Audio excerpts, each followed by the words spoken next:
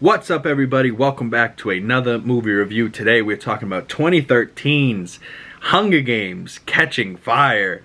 And The Hunger Games Catching Fire is the second of 4 movies, I believe, or 5 if we're including the new one. But the 4 movies that have Jennifer Lawrence in them. This is the second. And I enjoyed this movie, maybe not as much as the first, but the first one kind of got me because of the love story, right? And I'm watching Katniss the whole time and how that unfolds and how she has to play these games and she's wiping out people, she has to kill people she doesn't want to kill, she's helping out Rue, she's, getting hunted down by the bad group, and then she finds Peeta, and then her and Peeta we're gonna die together or win together. Either way, they're not killing each other, right? So the two of them win, and it's kind of ends on like a high note, like, oh, the two lovers win, right? And so for me, I ended that movie like satisfied and feeling good, like, oh yeah, I'm happy with where this ends. The two lovebirds win, they're alive, great. I don't know if I ever needed to watch the other ones, right? Because I had seen the first one before, and I haven't seen the second one or any of these other ones. And it's even more evident the more I get into them, because I'm like, holy shit, this shit's that happens. And I'm like, I would have remembered that, like, and, it's just sad, the second one and the third one. And I just watched the third one last night, but I'm finally getting around doing my review for the second one right now. And Catching Fire is good, like, she's a good archer, right? Like, these are still movies that I think Jennifer Lawrence understands the character a little bit more than maybe she does in other movies she's been in.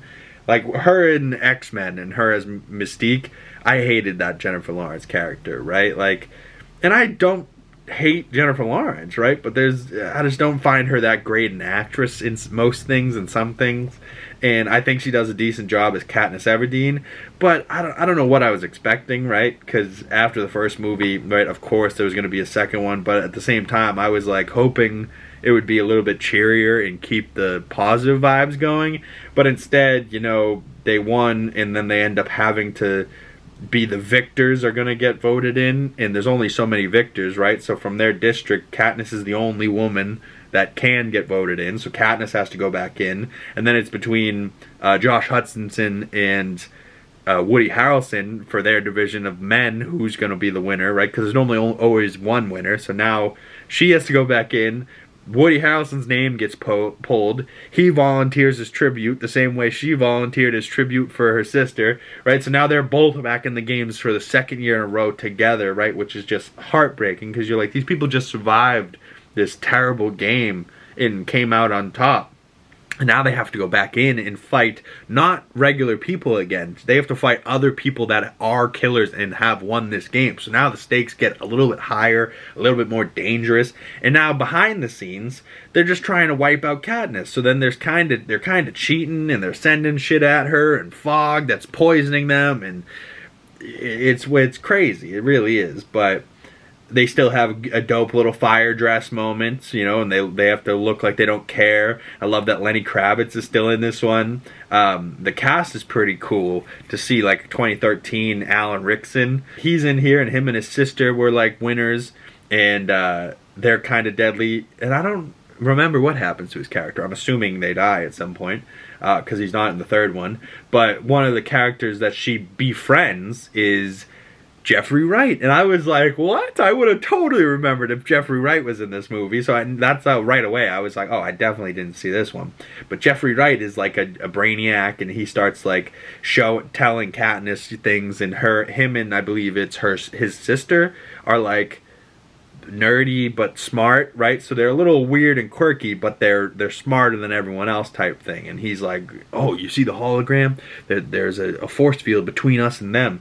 And she's like, that's probably because of me. I did shoot an arrow towards one of them last year and shot an apple out of the pig's core, like, ooh. But I love that, like, you get into it and it's not what you think, because this guy Fennec, which at first I thought he was going to be not so cool, he's actually with them. So there's like this whole plan that they have outside of it, but they hadn't relayed this message to Katniss, right? So Katniss is trying to survive still, but there's people that are like allies and not allies, and they all got to fight. Then they're on the shore of this beach, but every time they go into the jungle, something happens, whether it's baboons or flies or mosquitoes or lightning or something that keeps happening in this dome.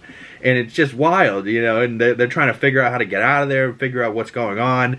Philip Seymour Hoffman, rest in peace, the legend. He is like the new game maker, so he's talking to Snow in the background there. That guy Snow is a fucking brutal little vicious bitch. Ooh, I hate him so much.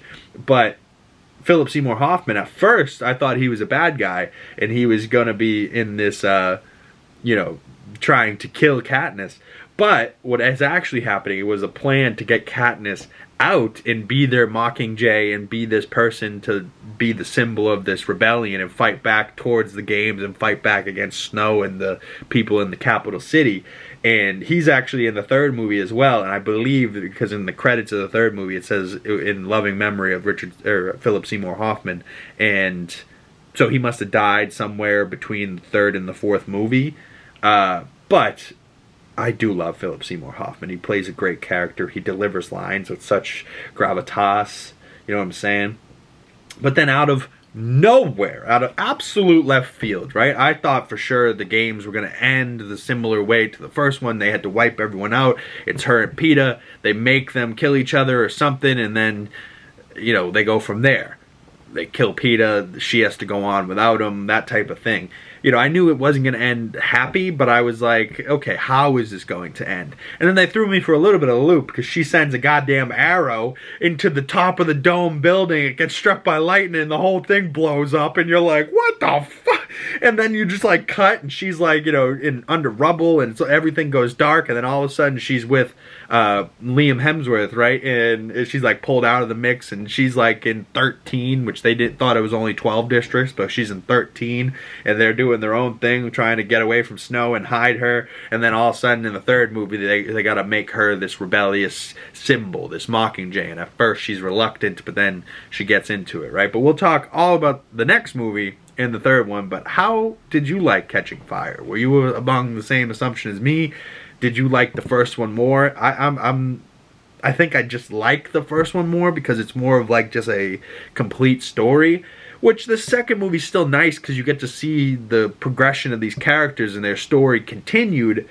But I don't know, I wish it was a little bit more cheery instead of downer, right? Like these last two movies I've watched, I'm like, ugh, I don't even know if I want to watch this fourth movie, if it's just going to make me sadder. You know, like I want this to end on a happy note. So, I don't know, comment below, don't spoil it for me, but does Mockingjay Part 2 end on a happier note? But stay tuned, the movie review coming real soon for Mockingjay Part 1.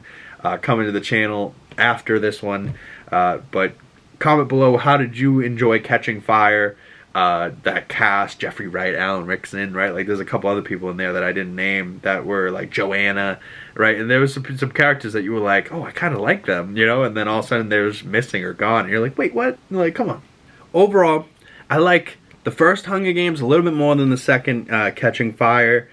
Catching Fire for me, right, I give the first one 4 stars, so I probably would give the second one between 3 and 3.5, so I guess I'll go 3.5 out of 5 stars for Catching Fire, and that's my total overall score. Comment below, what is your score out of 5 stars or 10 stars for Hunger Games Catching Fire, and what did you think of the next one, Mockingjay Part 1? And just overall, what do you think of the Hunger Games series? Were you a fan of the books? Were you a fan of the movies? How did you get exposed to the Hunger Games? And are you just here for Jennifer Lawrence and Peeta like I am? I'm trying to see that love between Katniss and Peeta. I'm trying to see that happen, you know what I mean? But that's a review. My name is Big Cam. Thank you guys for watching. Hit that like button. Subscribe if you're new. Hit that bell if you don't want to miss future movie reviews. You can hit my links down in my description below to see all of my other social medias. And I will see you beautiful people in the next movie review. Peace.